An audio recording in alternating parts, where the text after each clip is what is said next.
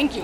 नेहमीच्या मालिकेच्या साडी लुक नंतर आज एवढं छान दिल्यामध्ये सून यायला मिळते रेड कार्पेट, कसं हे सगळं डिसाईड केलं? मी ॲक्च्युली अवॉर्ड फंक्शन्सना ना साडीतच येते नेहमी, पण साडी मला ना वर्षोनवर्ष सुटलेली नाही आहे. आधी नऊवारी मग सहावार.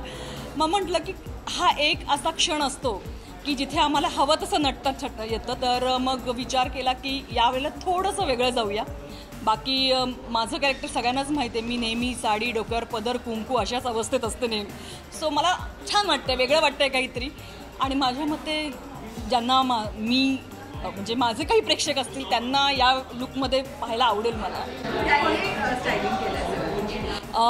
रिचा म्हणून आहे, तर तिने माझा स्टायलिंग केलं आहे. आणि तिचंही तेच म्हणणं होतं की तुमचं नाव घेतलं की आमच्या डोळ्यासमोर पटकन तुम्ही नेहमी साडीतच येता.